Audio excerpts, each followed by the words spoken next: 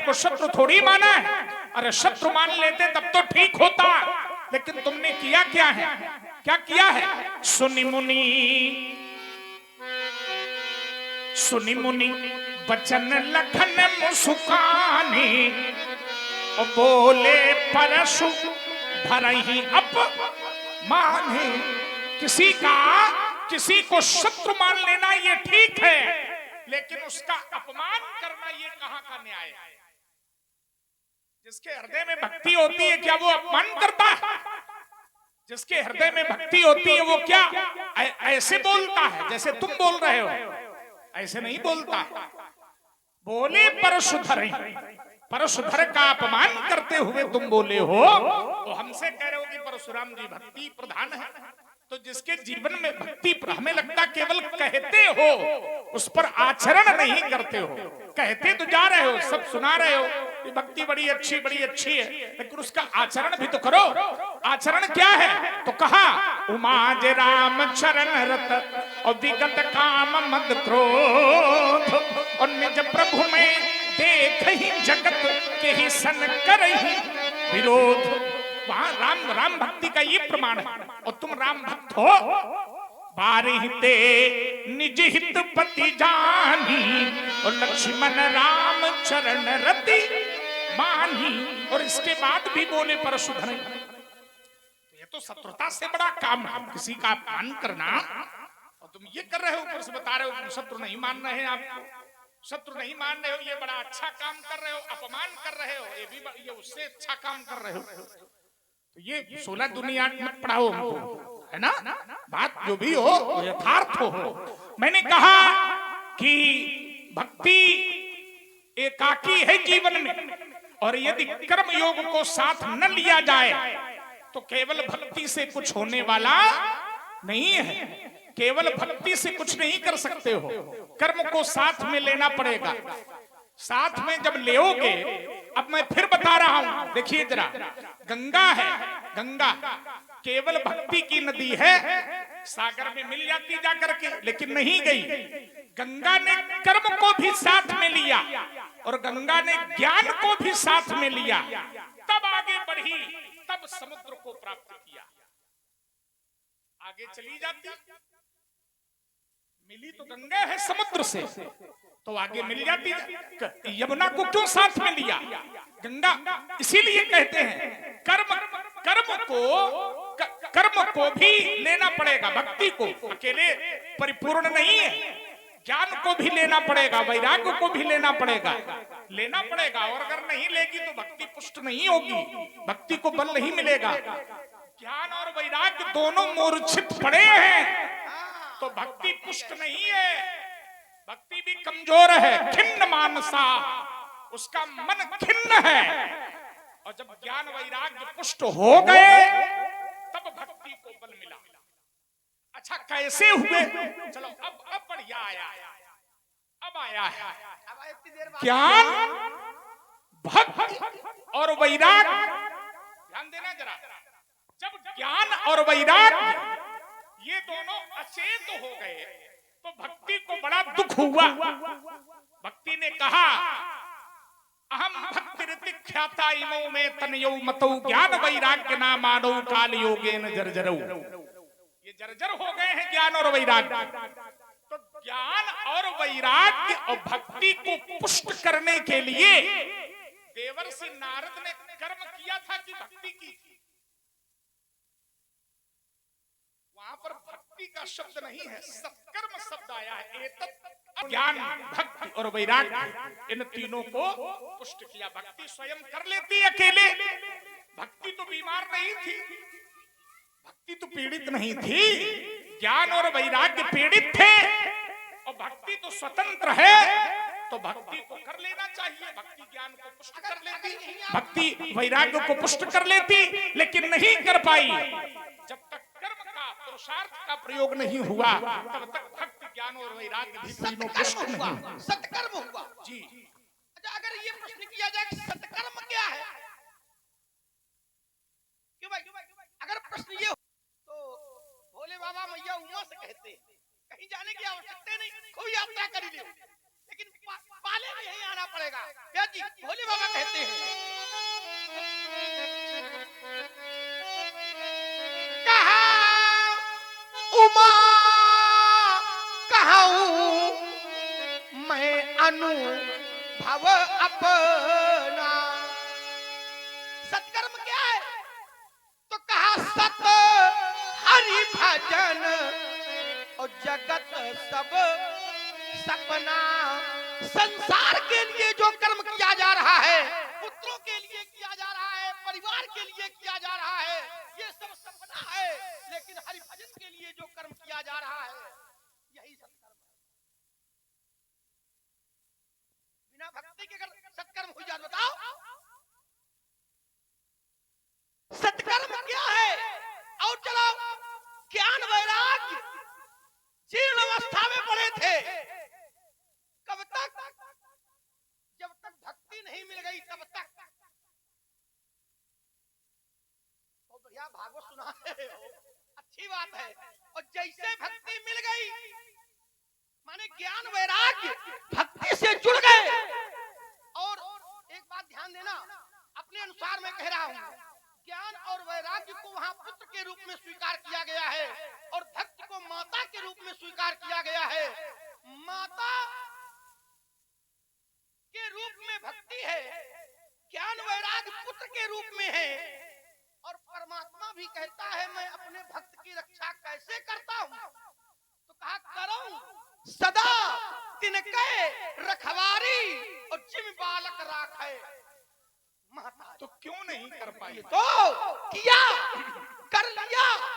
जब भक्ति मिल गई, भक्ति आ गई, भक्ति से मिल गए, तो किसके पास गए? संतों के पास। नारद जी क्या है? नारद जी संत, लाग दया कोमल चित संता। और भक्ति का पहला चरण कहता है कि प्रथम भक्ति संतन कर संगा। जब भक्ति हो जाती है तो सबसे पहले संतों के पास ही व्यक्ति जाता है। किसके पास जाता है? संतों के पास। और जब संतों के पास पहुंच जाता है तो वहां होता क्या है? भगवत कथा, भगवत चर्चा। और शायद नारद जी ने ज्ञान और वैराग्य को भक्ति की चर्चा ही सुनाई है, भगवत कथा ही सुनाई है, जिसके कारण वो पुनः पुष्ट हो गए। एक बात आपने कही थी, गंगा गंगा जब तक ज्ञान और कर्म से नहीं मिली। अब जरा विचार करो, गंगा से ज्ञान और कर्म मिले कि गंगा ज्ञान और कर्म से मिले? तो यमुना और सरस्वती गंगा में जाकर मिली या गंगा जाकर के यमुना और सरस्वती मिली? बहुत बढ़िया। तो ज्ञान और कर्म वो दोनों जान गए थे कि बिना भक्ति में मिले हमको लक्ष्य प्राप्त होने वाला नहीं है। और एक बात ध्यान देना, ज्ञान अगर अकेला है तो उससे कुछ होने वाला नहीं है। केवल ज्ञान, केवल ज्ञान। मैं केवल ज्ञान की बात कर रहा हूं। ते जड़ महासिंधु बिन तरनी और पैर पार चाहे जड़ करनी। अगर ज्ञान अकेला है, लेकिन वही ज्ञान और कर्म जब गंगा में मिल जाता है तो वही स्थान तीर्थ नहीं तीर्थराज बन जाता है। सत्संग करो, यात्रा करो और बन जाए तो थोड़ा सुधार करो। और मैं भी विश्वास के साथ कहता हूं कि जैसे ही प्रवेश भक्ति का होगा तो तोड़ने वाले की पहचान तभी हो सकेगी। देखो, पहचान तुम बिना भक्ति के आज करके जाएंगे। तुम उपदेश चाहे जितना दो, में उससे कोई प्रभाव पड़ने वाला नहीं है। चाहे कितना उपदेश दो, लेकिन पहचान हम भक्ति से नहीं करेंगे, पहचान हम कर्म से ही करेंगे।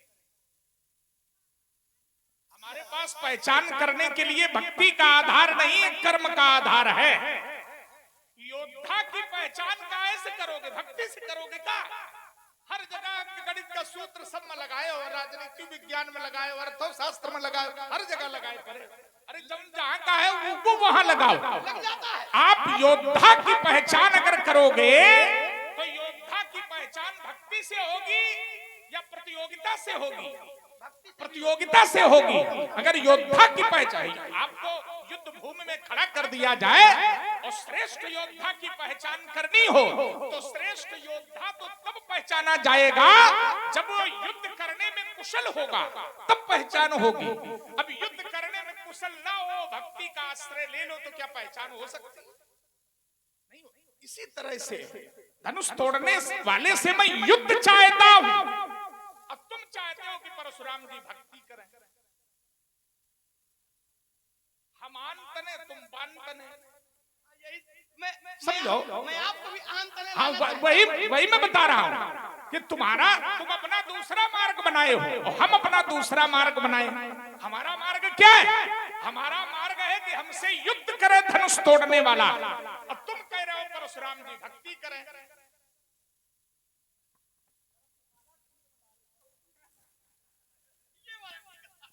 समझो जरा, अरे जिसका जहां प्रयोग करना है उसका वहां प्रयोग करिए। हर जगह एक वस्तु का प्रयोग नहीं हो सकता है। हम अच्छा, एक बात, भक्ति करना हो तो फरसा लेके काहे उतने का तो छोड़ दीन रहा है ना। सहस्त्राक्षाय प्रतिज्ञाय शस्त्रम प्रक्षिप्तवानस। अगर भक्ति करना होता तो ये नहीं कहते सुनो राम जी शिवधन तोरा सहस्व। क्या हम जानते नहीं भक्ति कैसे? तुमसे ज्यादा जानते हैं बउआ। भक्ति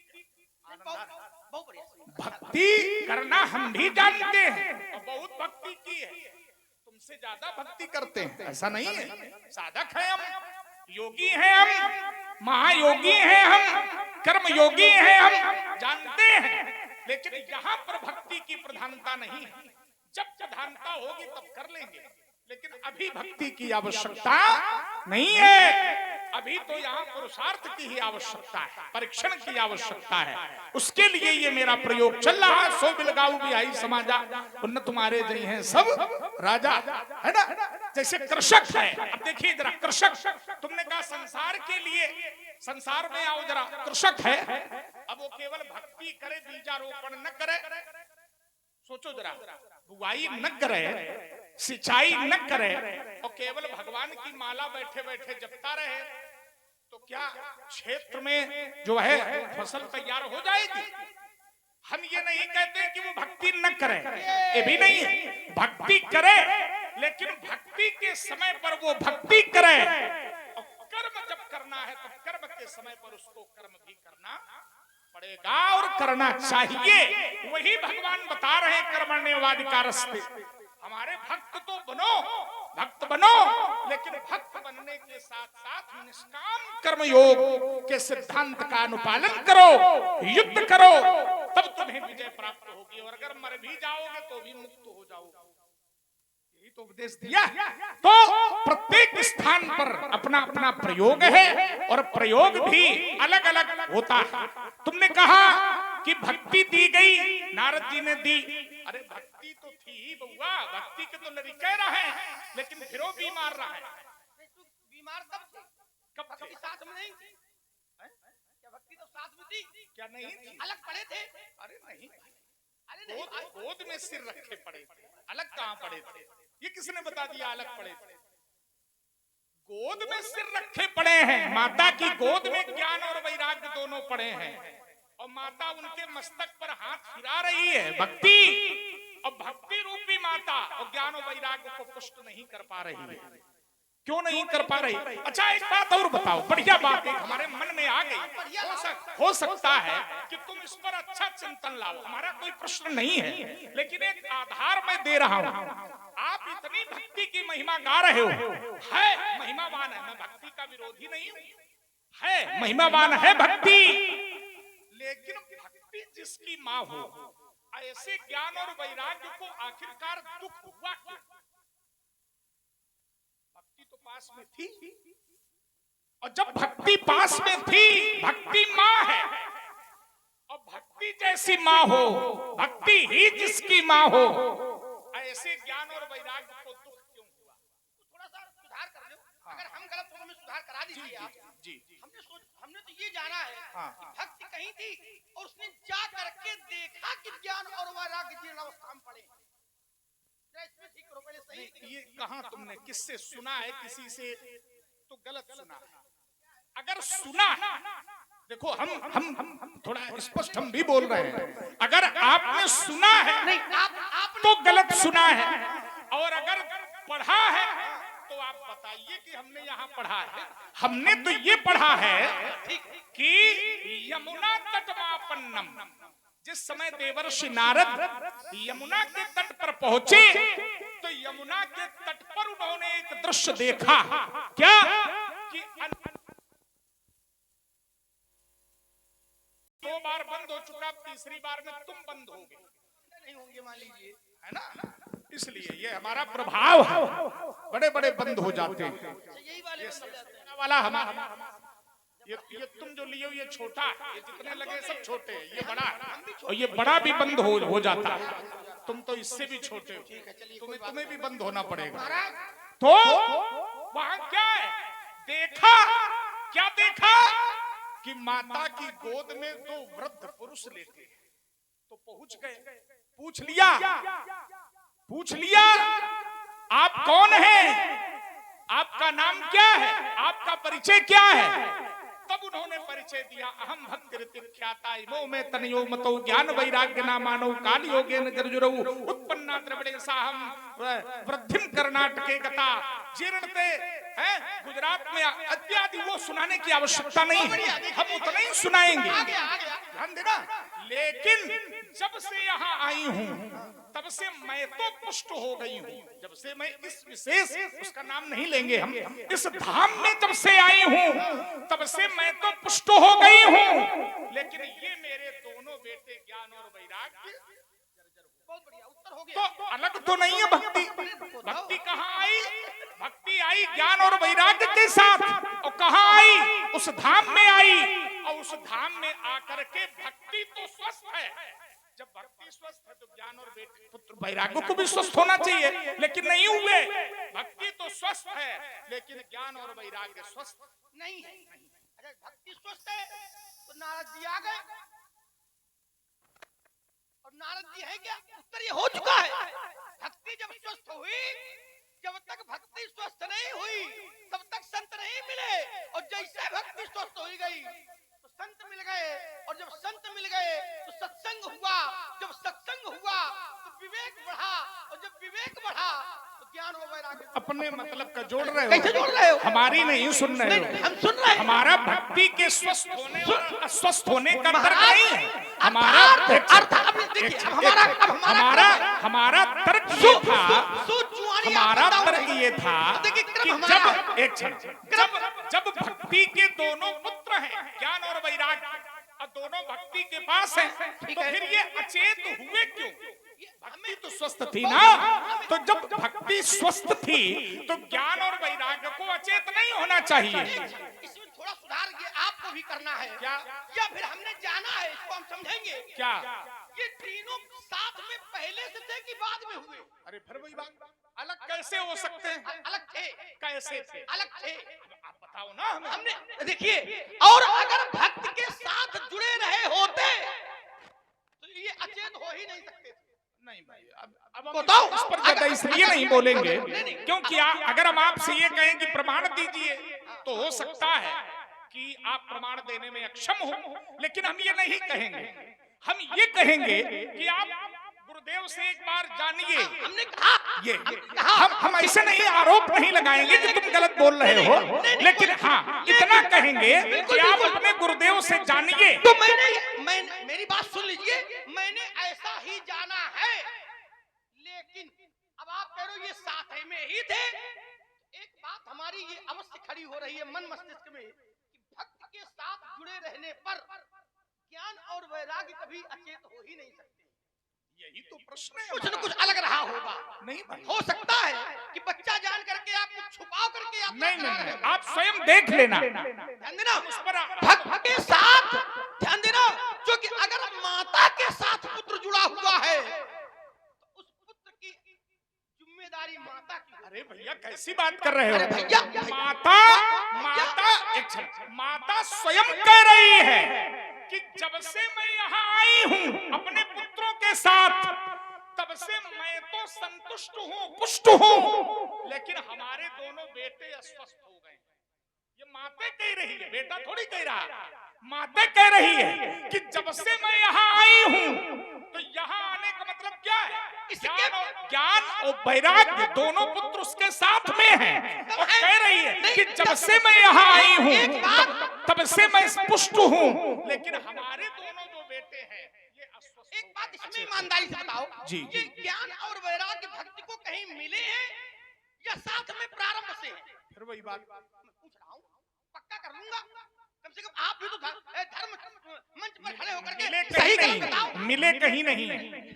मैं फिर कह रहा हूँ, मिले कहीं नहीं। प्रारंभ से साथ में, प्रारंभ से साथ में, प्रारंभ से। हाँ प्रारंभ से मिले कहीं नहीं। और अगर आपको ये मिले, अपने गुरुदेव से मिले, या हम भी खोजी हैं, ऐसा नहीं कि हम खोजी नहीं हैं। खोजी हम खोजी हैं, इसीलिए मैं आपके पास लेकिन खोज रहा हूं। जिस शास्त्र का मैं आधार लिए हूँ, उस शास्त्र के अंतर्गत आप अनेकों टीकाएं पढ़ना, अनेकों गुरुओं के साथ रहना, और तुम भी बालक हो और मैं भी अपने गुरुदेव से विद्या प्राप्त करता हूँ। भगवान